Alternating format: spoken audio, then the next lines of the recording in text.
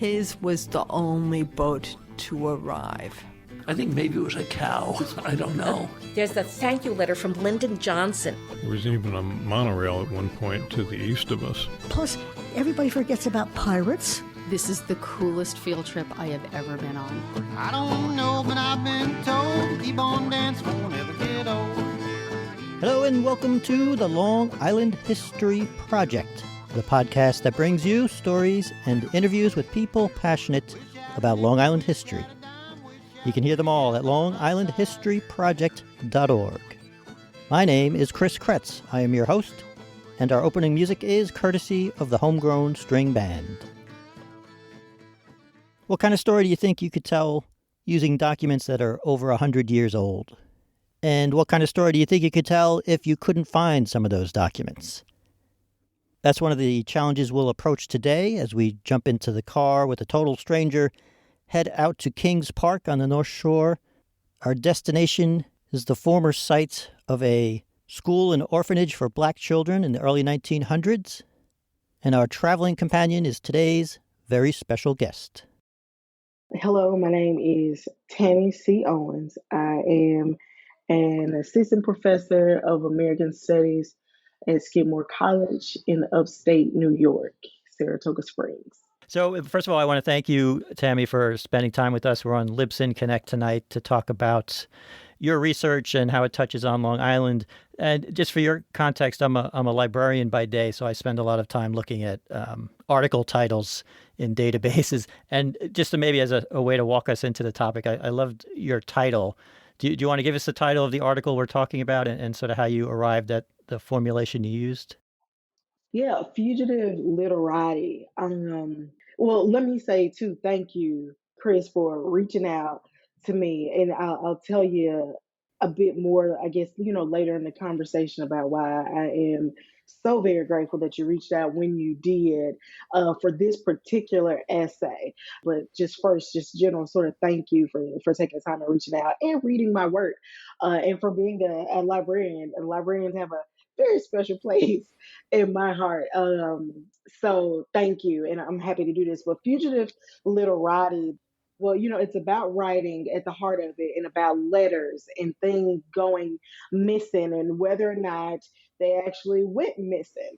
And some of those questions that we can't quite answer in the archive because there's always a bit of unknown in the archive when you're dealing with particular communities where documents are sparse or documents have been lost or that people didn't think that they were, important enough to document, or if, unfortunately, if something suddenly closes down because of fire or, different things related to the school. And so I figured this letter that I'm possibly looking for and don't know if it exists, where it is, or any of that stuff. I said, this is a really good moment to sort of play on the word fugitive and sort of literati, that these girls who are writing, they are, folk who they matter to me, but they don't quite matter in sort of the grand scheme of things in the ways that we think about who's of value at this time period. And so they're writing as sort of silenced in the archive now, and they were sort of silenced during their lives. And so playing up this idea of these girls writing against the grain, as well as this document that's on the run somewhere that I can't get my hands on and don't know if it exists, where it's at, or any of that, sort of playing on the fugitivity as well of that document. That's great. And I'll give the subtitle, which will get us into the place and the subject. Black Girls Writing as a Tool of Kinship and Power at the Howard School. So if we dive in, did you want to tell us some of the history of the Howard School, what that was? Sure. So I come across the Howard School as a graduate student. I believe I come across this at the Schomburg Center, which is a part of New York Public Library, as like an early sort of doctoral student. I go to graduate school at the University of Minnesota. And so I go over to New York to get a fellowship and I want to do some work. I'm always interested in Black girlhood. That's what I wrote my dissertation on. And I'm already sort of fascinated by New York's history, educational history, and that, New York is the place where I'm finding more and more kids of color are during the 19th century and like during the early 20th century. I'm really just fascinated. So I'm in the archive. I'm seeing the Colored Asylum. I'm seeing all these other sort of places, and then I land on the Howard Orphanage and Industrial School. And it's not called that at the time. At one point, it's the Howard School, but it's this school that starts in a home, like many different sort of orphanages that have started during this time, just like a small something, and it grows. And they get a new building, they move out to Kings Park, Long Island, New York, and they are expanding. They have a farm. These kids are picking up skills during this time. They are going out and working in the community as domestics with different families and in surrounding communities. And I'm so intrigued by the Howard School that I want to go see what other schools that may be modeled in the same ways as the Howard School, sort of the industrial type. We're teaching them skills. We're teaching them not just like how to use their minds, but we're also teaching them how to use their hands to build things, because these kids are building things. They're building furniture. They're doing all types of stuff. And all of these images and everything that I'm talking about, you can also find in my essay, but also at the Schomburg Center. So you can see these images now. The Howard School is in New York, but I'm so interested, and I want to see if this school runs like it does, just because it's in New York, and what would it look like, people who are doing something similar in the South. And I saw some other sort of documents. Another person who wrote about the Howard School, a historian called the Howard School's visions of trying to create a northern Tuskegee. So I go down to Alabama and I go to their archives as well to make sense of, what is this school doing, the time period, some of the things that I just couldn't answer about the context. And so, yeah, I get really interested in the Howard School, but I find what for me became the gold mine, though, with my interest in Black girls, and that was letters between the students who were what they call placed out, and the house mother that they used to be with at the school. And so these letters that the girls wrote to the house mother were fascinating for me, because they demonstrated that even though these kids, who many of whom were, orphans in this school during this time period, you wouldn't quite imagine that they had all these different connections or resources or anything. But these girls were writing in ways that let me know that they had built real kinship, like networks and relationships with this person at this school, and that this school played a really important role in how they viewed themselves. So much so that they made sure that they stayed in contact. And Mary Gordon, so that's the headmistress. They're writing back to that. Mm-hmm. They made sure to let her know that we're carrying ourselves the way that you would want us to carry ourselves. People say that they know that I must be one of your students or one of your girls because of the way I carry myself. And, almost the things that you might say to a mother, they were saying to this house mother. And so for me, understanding sort of like the scarcity of sources in the archive around Black girls during this time, like I said, I felt like this was a gold mine, because I actually got to see these girls writing, talking about their feelings, being connected at this particular moment, early 20th century. I felt like this was just near and dear, and just so like sacred, that like I had to see where this was going and what could I do with this. Because when we talk about, letters and different things in the archives, we're never quite talking about Black girls. and certainly not Black girl domestics or orphans writing letters to someone that are heartfelt and loving and, aren't just riddled with incidents of abuse and all these other sort of things. And so even though I do chronicle a case of, abuse in this piece, I try to balance that with this other story to be told about, hey, here's their writing, guys. And to make sure that these girls, have been classified as who I thought they were.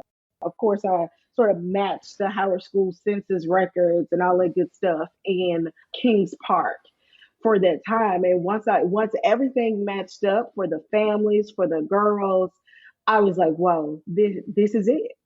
Just for the timeline, the Howard School moved out. They started in Brooklyn.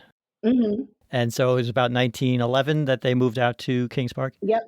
What struck me, and I don't know if this was a piece of why they moved, but people on Long Island will know the Kings Park Psychiatric Center, which was this sprawling complex, and part of the draw was the open air and the fields that were available, and letting those patients, work in the open air. Right. Do you think, or did you see any connection to that, or do you think the Howard School was aware of that, or maybe saw the land become available, or what do you think drew them out to Kings Park? Certainly the land, the being free to roam, all of the things that you just mentioned, the access to this land. There's a moving day. I can't remember exactly, but the moving day, the stuff that I found about them being excited about moving day and having the farm and being able to sort of spread themselves out. And, part of being able to learn some of these other skills that you see them doing in those images has a lot to do with the fact that they've moved out to a space that's open in the way, like moving out to the farm allowed them. And, again, relating this back to sort of like the Southern sort of Tuskegee model, I was sort of struck, even in modern day, being in Tuskegee, sort of the layout of the college and how different that is for me in colleges up north that I've been in. So I definitely know that a lot of the appeal for them to be able to carry out, again, quoting the historian, the Tuskegee of the North required more space, more land, and the farm certainly allowed them to do that. So what, in terms of the letters, what else did you learn about the girls' situations or inner life, or, what struck you as a historian reading these documents from over 100 years ago now? So as I said earlier, the fact that these were the primary sources that these girls had put pen to paper, that I got to see their actual handwriting in loops in the cursive of young girls of the time, being able to sort of get a sense of their confidence too, because I think that we have just and rightfully so in some instances, but I think we are more prone to wanting to write about girls in particular circumstances and a particular class backgrounds and racial backgrounds as always sort of downtrodden and feeling like they're in just the down party all the time. And these letters were so pivotal for me in my thinking about Black girls during this moment, especially around class and race, because these girls were writing confidently and proud of themselves to a mother figure to not only keep in contact with, but also they wanted this mother figure to know that I'm actually doing well. I'm here, I made it, and I'm still using the skills that I learned from you. Like I'm becoming a woman, and this is what I'm doing. Like I want you to see me. And in doing that, they also wrote themselves into history. They wrote themselves into an archive that consistently calls the likes of them missing or silence or, the dark corners of the archive. And so I think that first and foremost was really huge for me. The other thing that I learned from the letters, was sometimes the unfortunate parts, right? That I mentioned where girls sometimes wrote about the uncomfortable things that have happened in their placements.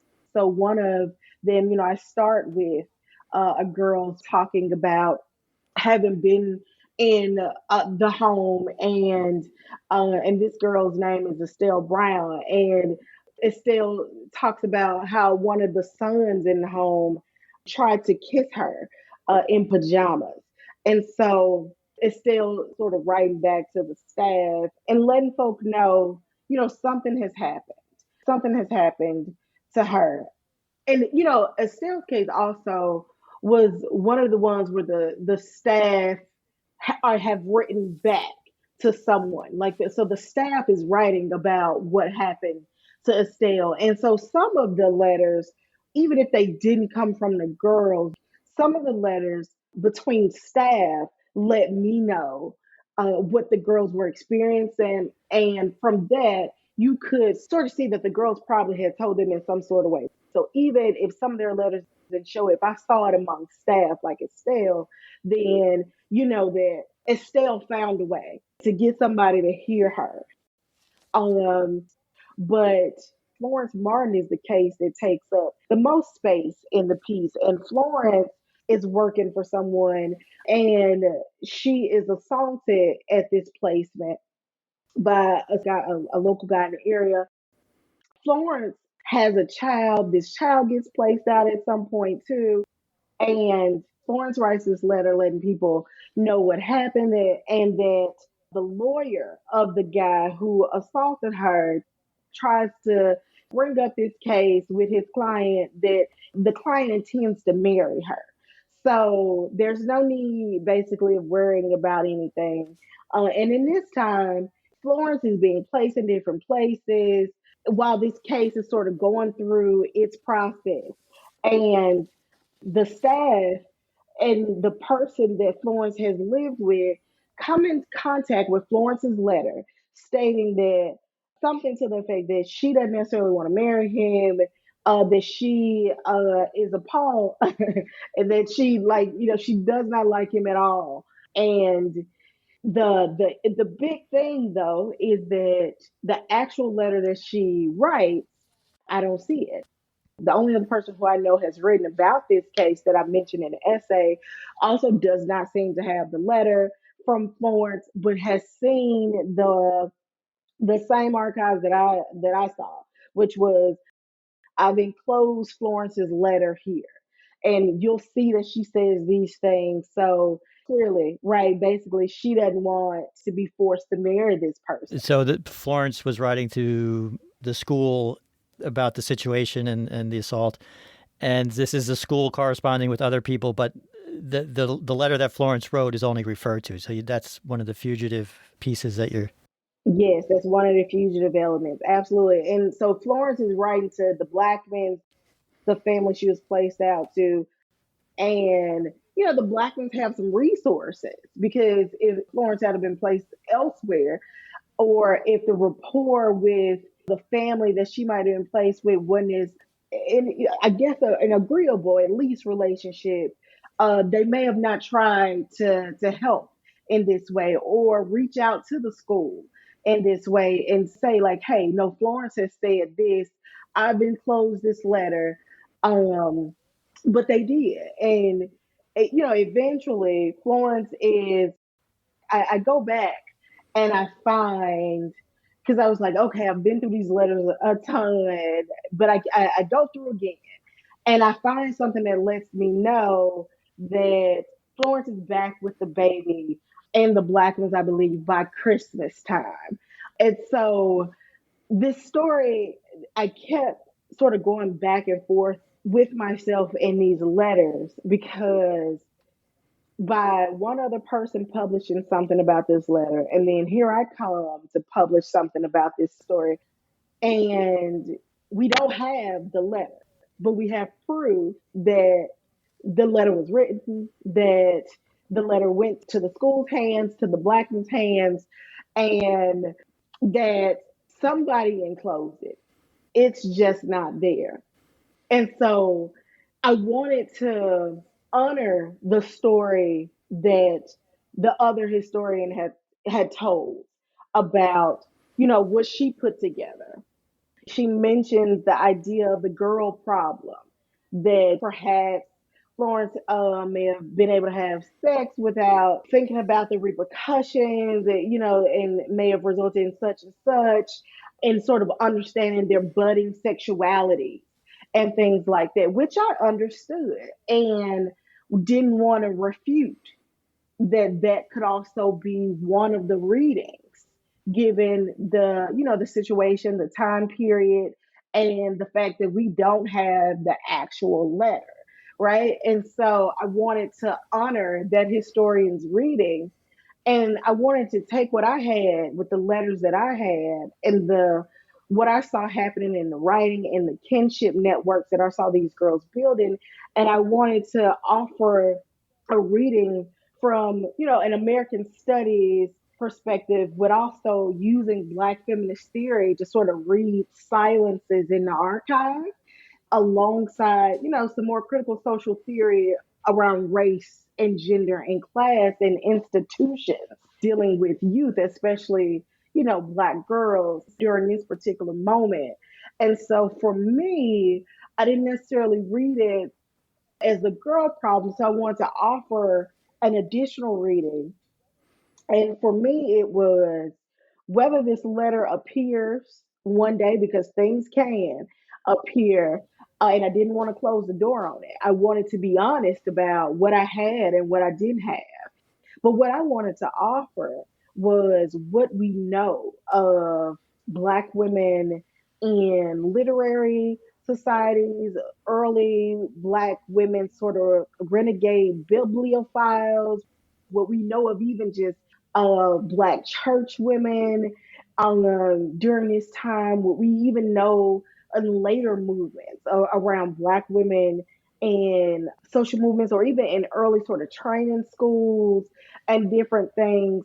And I kept saying that if I sort of lean on what I know of this time period and Black women's work and ideas around protecting themselves and not putting themselves in situations that would further sexualize or demonize them, what I know is that they're not going to put anything out there remotely related or in writing about sex or rape or sexual, like any of those things.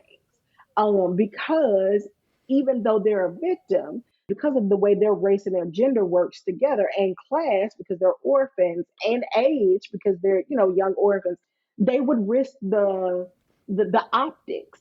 There would be risk in like further demonizing this young girl. And so while it's unfortunate that the letter's not there, it wasn't shocking for me that the letter wasn't there. Like, even sort of thinking about the 19th century sort of incidents in the life of a slave girl, where, or even before, like Crafts, the bondwoman narrative, like when there is clearly sexual violence, assault there's still a sort of delicate way, a delicate rhetoric almost in discussing it in order to prevent the further demonizing again that happens to the victim. And so in offering that reading of the silences around the letter, reading it as protection and a culture of dissemblance, using Darlene Clark Hine, and I figured in addition to that, because you actually do have the writing, and the writing is proving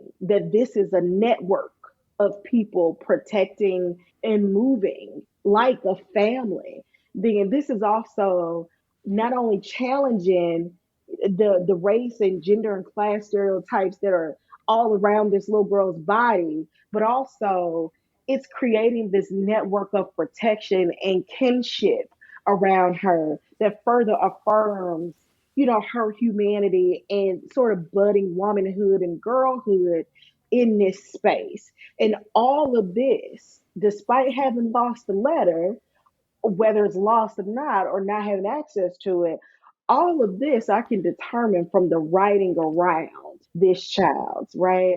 And so for me, that's what the letters were doing. Well, why do you think the Howard School saved this particular set of records? And is it unique as far as you know? There's not this type of collection of this population that you found for the same time period. Definitely unique. I mean, there's others, but actual letters from girls for this time period.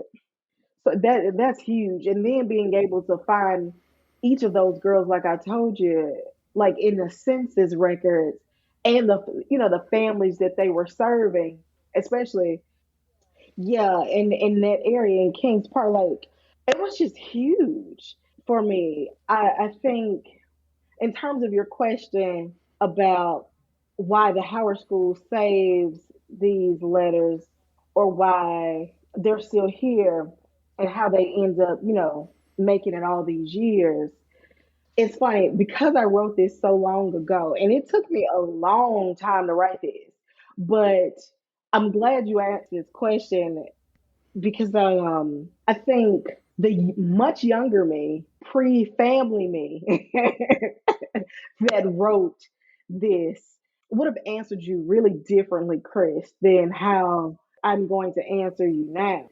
And I'm still working on it. So I think like I will certainly be writing an essay soon and maybe even a book, who knows? But I know certainly soon about like the speculative method, right? For lack of better words, that's what I want to call it today, like the speculative method, because this work really changed me and how I understand speculative work prior to like life and some years in between all of this and family and growth as a scholar and just as an individual and a parent, like thinking about the things that I don't say. So my child brings home 3,895 pieces of art every day, I feel like, from school, right? And I am most times like, oh my God, it's the best. And I try to save it all. And then I just start throwing some stuff away. Right? You don't have a refrigerator big enough for that. Not in the history of mankind. Like, I don't. And so I probably would have said back then, maybe it was by chance, but like now, the researcher in me with this like life and different things, I'm not so sure that I would answer it as it's coincidental that these are the ones that are left and saved. Perhaps it could be, but I'm just starting to realize more and more that we don't give people making history in the moments that they're making history the credit sometimes of sort of knowing that a moment is bigger than them. Yeah, I don't believe all of this could be by coincidence, but I do think that this screams to us as the librarians, as the archivists, as the researchers, as the scholars. I think cases like this scream that we underestimate the people that we find in the archive and their ability, again, to recognize that a moment is bigger than just them in that moment. Like we don't recognize that people really do leave trails. Right. Sometimes we do it all the time. I'm consciously saving the things that I want to save from my son Victor Charlie's work because I wanted to tell a particular story about his education or what I valued actually about his education. I don't think that it was missed on them too, you know? Yep. We curate our own lives. Oh, absolutely. So I'm going to go out on a limb and say you are not from Long Island. And I know you had written me about, wanting to find the old Kings Park. So do you want to talk about to what level you were able to do that?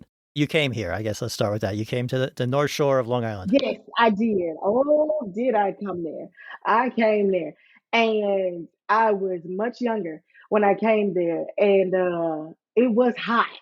And part of the reason why I came there, I was really inspired by the work that Sadia Hartman had done Lose Your Mother, and the work that Lakeisha Simmons had done in Louisiana on Black girls. And I've always been very much interested in geographies and how spaces and places can fill in gaps for you when there are just so many just overwhelming gaps that you can't fill in. And so it's always been sort of in me to go to the land, even if it's contemporary. Because for me, speculative work requires a relationship sometimes with the community. Even if you're talking about historical work and you have to go look at the contemporary community, like you have to, because you never know who has what in their garage. You never know who knows what family member who has some access to something. You just never know. And so for me, part of the speculative work is really kinship, sort of like what I wrote about here. It's really like building relationships with people so that you can get to, an even better story, this version, because there are so many other stories you can tell about these letters. But I come to Kings Park and like I'm broke too. I'm a graduate student. I'm broke. And I drive from New York City to Kings Park, Long Island. And understand, I've never been to Long Island before. This is my first time. I don't know what I'm doing.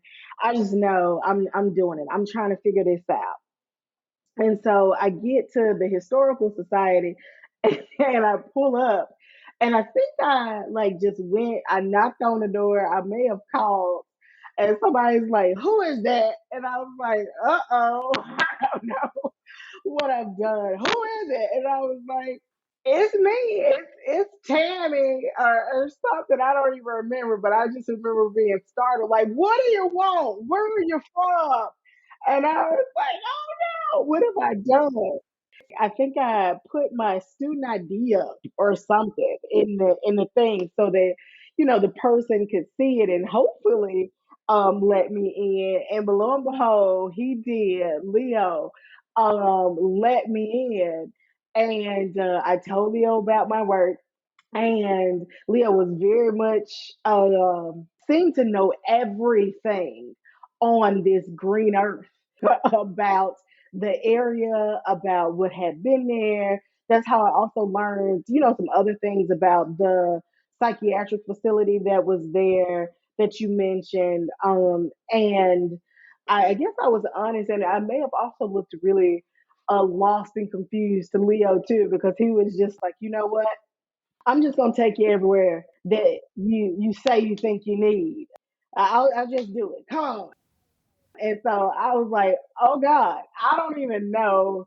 So I've never been to Kings Park, Long Island. I am about to get in the car with someone I do not know who was already very sort of nervous about or, suspicious about what I had shown up to do. And now you're saying you're going to take me to different spots that'll help me write this essay. And so we get in the car and I'm going with it. And so he was like, we got to stop by my house first. I got to grab something. I was like, oh Lord, what have I done? And so lo and behold, we stop by his house. He runs in, he gets something, comes back out. He's like, I got to eat. There may be people there that can tell you something. And so we go to a diner and we eat and I talk to people and they talk to me. We basically spend the day together. There was this image, and you can see it is digitized. There was this image where the kids, the boys, were in the water. And it looked like they may have been learning to swim, or maybe they were already swimmers or doing something, but they were doing something, or they could just have been having a good day out in the water.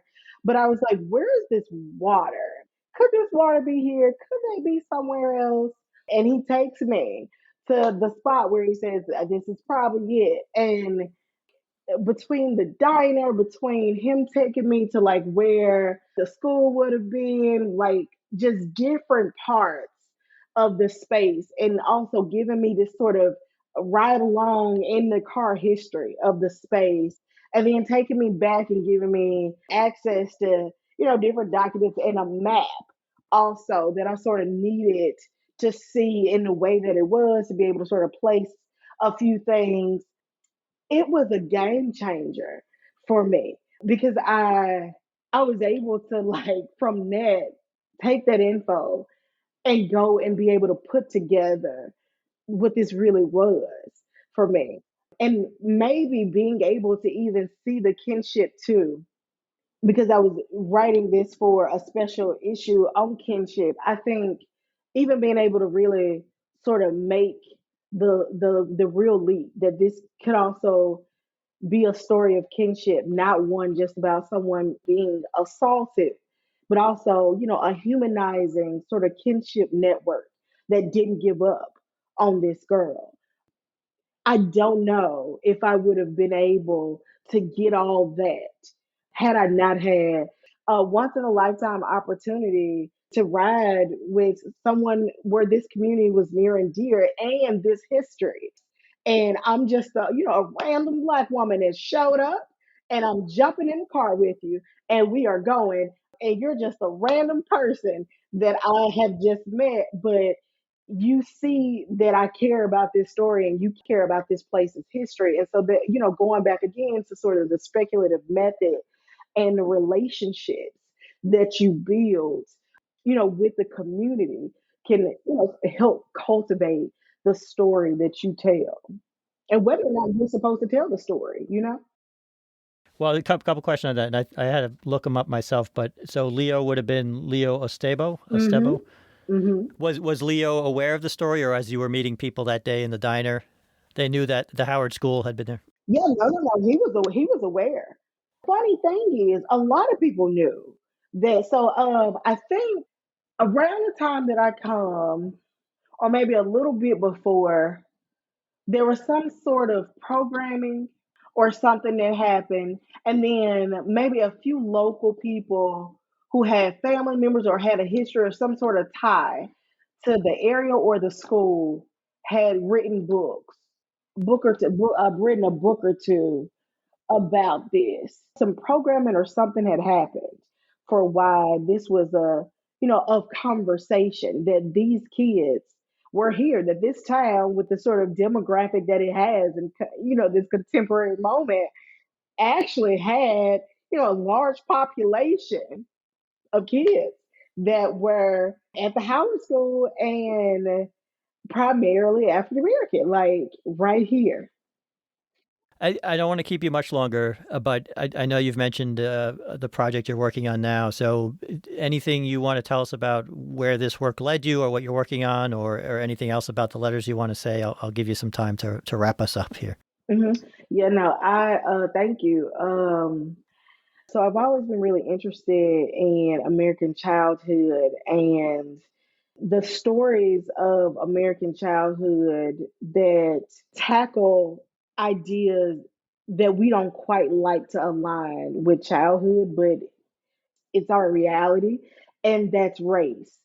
And it's interesting that like we're in this moment now where we are in a real battle in, excuse me, in public schools right now around how much race or whether or not we should teach race to K through 12 kids and even in colleges, right? Like we're seeing things happen right now about race, but no matter how we sort of shift or move, we are in a culture in which race is used as a way in which we identify people. It is a way in which we create social hierarchies for people, and children also, experience race, and their childhoods are also sort of constructed with race in mind, like ideas around childhood, all of us. And so I wanted to create a project, write a book that turns to people who aren't afraid to talk about the hard parts of race and American childhood. And the people who have done that work for us that we've gravitated towards in American culture, a lot of times have been these Black women fiction writers like Toni Morrison. And I wanted to pair these works with other writings, like life writings, and on American childhood and on coming of age.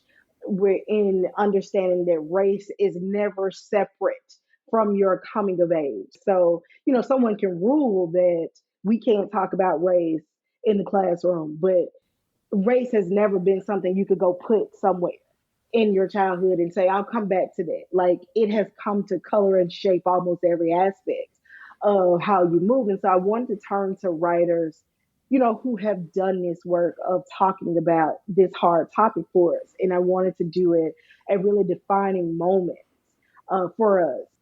Slavery, the civil rights movement.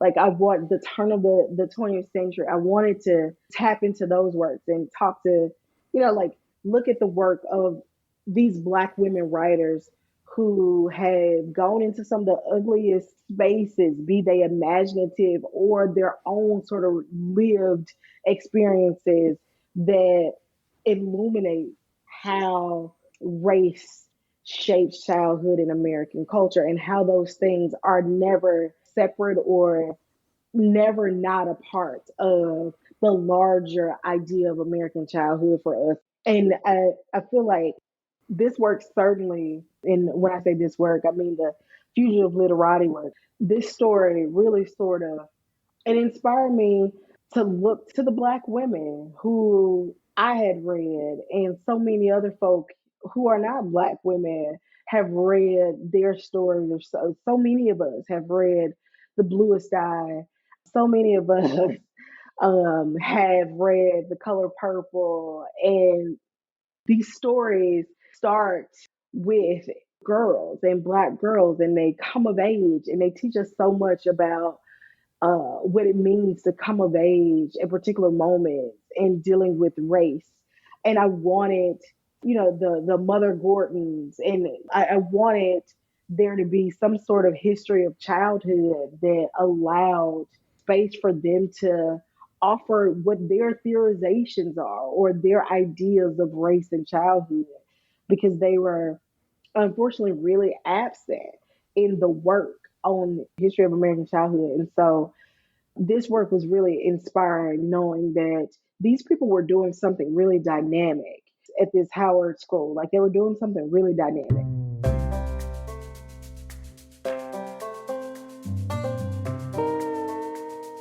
That was Dr. Tammy Owens, everybody. And I want to thank her for talking with me the other night. We will have links in our show notes to a lot of the research that she talked about and the authors. That's at longislandhistoryproject.org. And if she doesn't name her next book, Renegade Bibliophiles, I am stealing that title.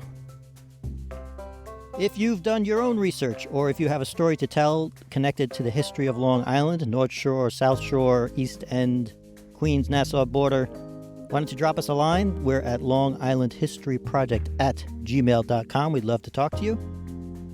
For now, our outro music is Capering by the Blue Dot Sessions, used under an Attribution 4.0 international license. That does it for this episode, but as always, thank you for listening.